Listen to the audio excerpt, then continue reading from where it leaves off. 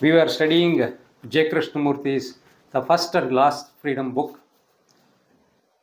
In this, we were studying about awareness. So far, we divided this awareness into 4 parts. So far, we studied 3 parts of it.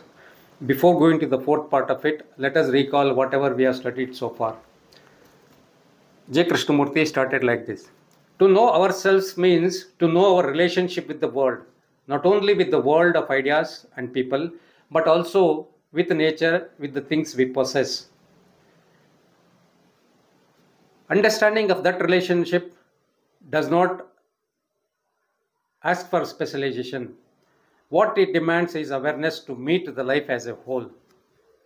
To understand this relationship does not mean isolation.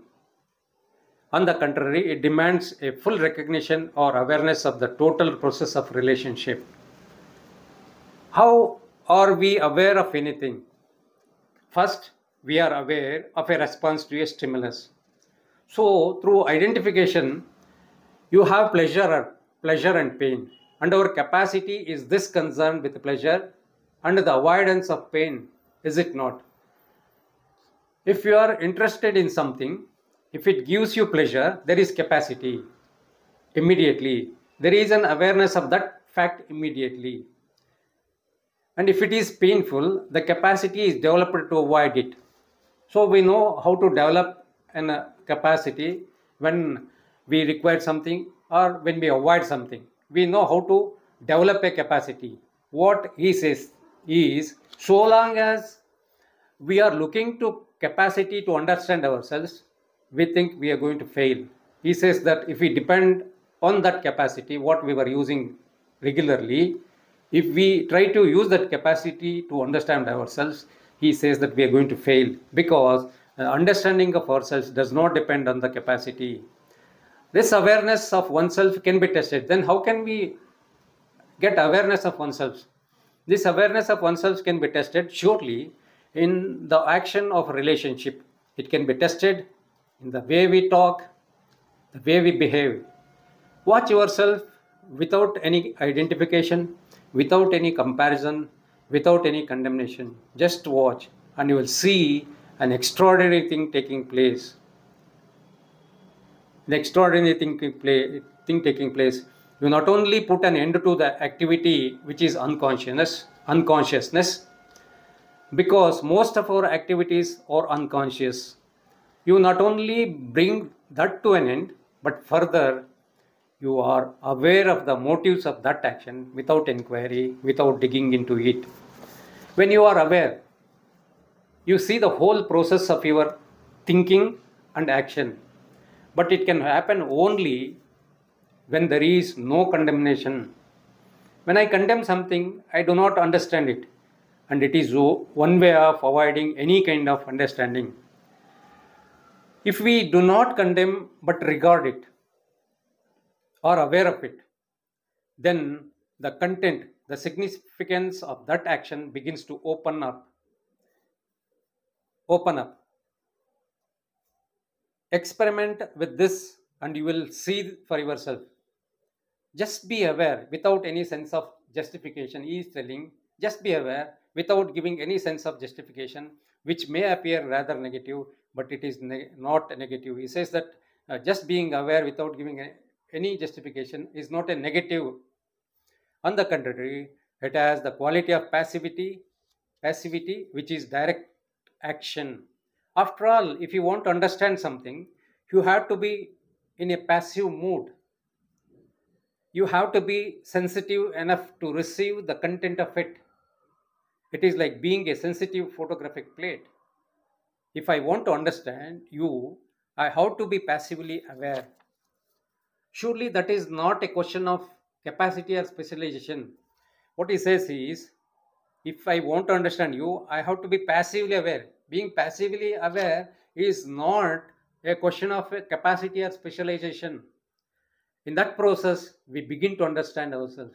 Being passively aware, in that process, we begin to understand ourselves, not only the superficial layers of our consciousness, but the deeper, which is much more important. Why it is more important, the deeper consciousness? Because There are all our motives, our intentions, our hidden, confused demands, anxieties, fears, appetites. Outwardly, we may have them all under control, but inwardly, they are boiling until, until those have been completely understood through awareness. Obviously, there cannot be freedom, there cannot be happiness, there is no intelligence. Is intelligence a matter of specialization? He's asking, is intelligence a matter of specialization? He says, no, intelligence being the total awareness of our process. And is that intelligence to be cultivated through any form of specialization? Is it possible to cultivate that intelligence through any form of specialization? He says, no. To realize the highest form of intelligence, to realize the highest form of this intelligence, that is, which is truth, which is the highest form of intelligence, that is truth, which is God, which cannot be described. To realize that, we think we have to make ourselves specialists. We think we have to be specialists. We study, we grope, we search out, and with the mentality of the specialist, are looking to the specialist.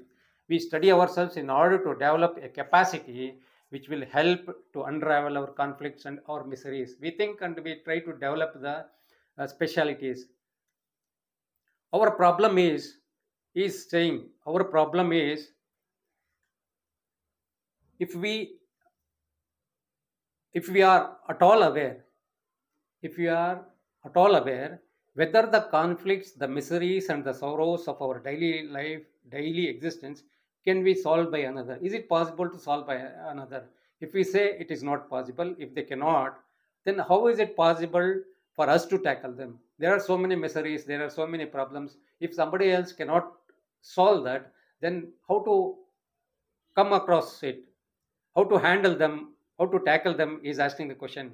To understand a problem, we have so many problems. To understand those problems, obviously requires certain intelligence.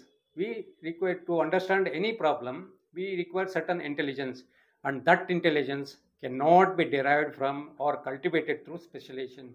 What intelligence required to understand the problem of ours, that cannot be that cannot be derived from or cultivated through specialization. That intelligence comes into being only when we are passively aware. The intelligence which is required to understand our problem, that comes into being only when we are passively aware of the whole process of our consciousness. We should know the whole process of our consciousness, which is to be aware of ourselves without choice, without choosing what is right and what is wrong.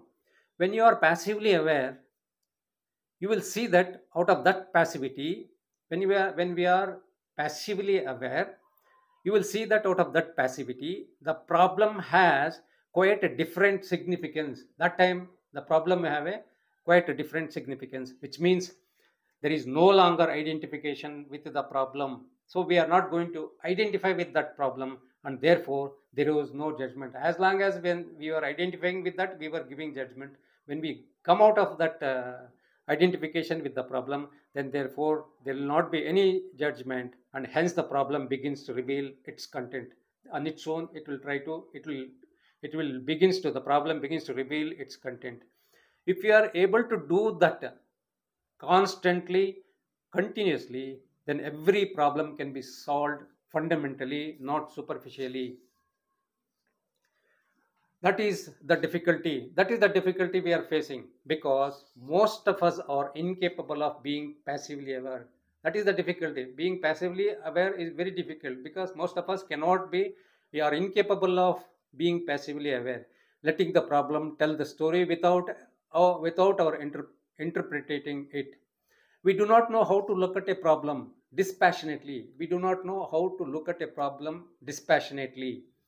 We are not capable of it, unfortunately, because we want a result from that problem. We want result from that problem. We want an answer. We are looking to an end. Or we try to translate the problem according to our pleasure or pain. Or we have an answer already how to deal with that problem. Therefore, we approach a problem which is always new. Therefore, we approach the problem which is always new with the old pattern. The challenge is always the new. but our response is always the old. And our difficulty is to meet the challenge adequately, that is fully.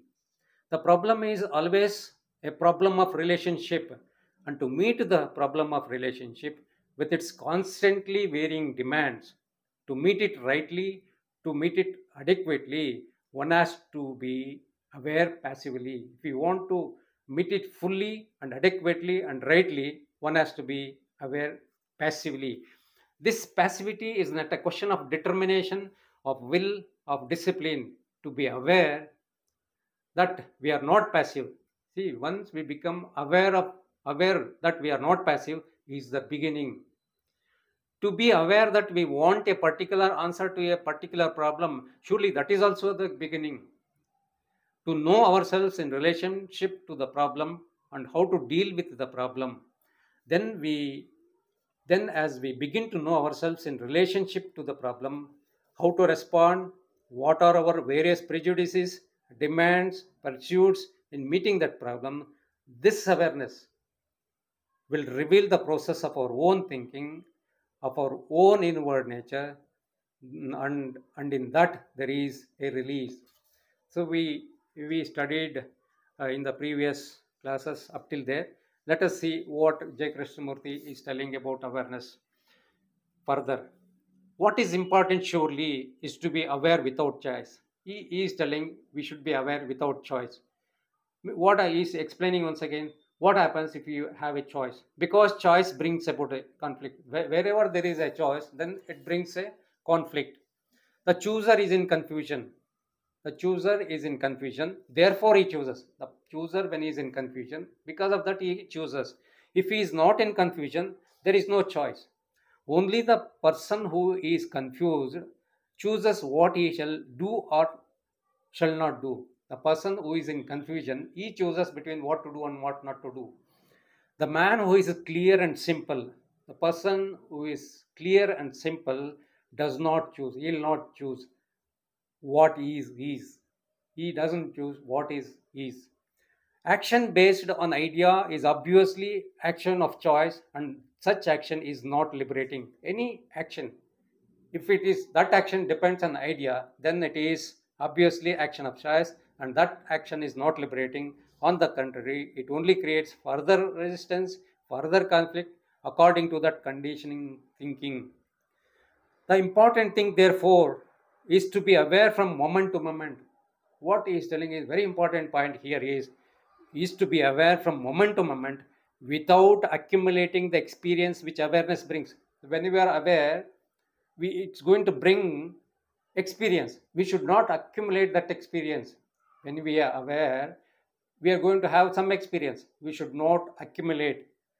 I'll read out once again. The important thing, therefore, is to be aware from moment to moment without accumulating the experience which awareness brings. Because why we should not accumulate the experience which awareness brings, he is explaining, because the moment you accumulate, you are aware only according to that accumulation. We are going to see further things according to the accumulated experience, according to that pattern, according to that experience. That is your awareness is conditioned by your accumulation, and therefore there is no longer observation but merely translation. If you start accumulating the experience which we get from the awareness, then whatever we see, that is no longer a observation, that is going to be a mere translation. Where there is translation, when the translation comes, there is choice, and the choice creates conflicts. In conflict, when there is a conflict, there can be no understanding. When there is a conflict, no understanding. Life is a matter of relationship. Life is a matter of relationship, and to understand that relationship, which is not static, that relationship is not static. There must be an awareness which is pliable, an awareness which is alertly passive. To understand the moving relationship, we must have an awareness which is pliable, an awareness which is alertly passive, not aggressively active. As he said earlier, this passive awareness, does not come through any form of discipline. This passive awareness does not come through any form of discipline, through any practice. It is to be just aware from moment to moment. Thus, passive awareness comes only through just be aware from moment to moment of our thinking and feeling. Not only when we are awake, for we shall see as we go into it more deeply that we begin to dream, that we begin to throw up all kinds of symbols which we translate as dreams. Thus we open the door into hidden. As we aware continuously, this thus we open the door into hidden, which becomes the known. Then once we become, that will become a known. But to find the known, if we want to find the known, we must go beyond the door. We must go the beyond the door. Surely that is our difficulty. Reality is not a thing which is knowable. Reality is not a thing which is knowable by the mind. Reality is not a thing knowable by the mind, because the mind is the result of the known of the past. The mind is the result of the known and of the past. Therefore, mind must understand itself. Because mind is the result of the known and of the past, what mind should do? Mind must understand itself. It should understand itself and its functioning, its truth. And then only is it possible for the unknown to be. I'll read out once again. Last sentence, what J. Krishnamurti is telling. Reality is not a thing which is knowable by the mind, because the mind is the result of the known and of the past. Therefore, the mind must understand itself and its functioning, its truth, and only then is it possible for the unknown to be.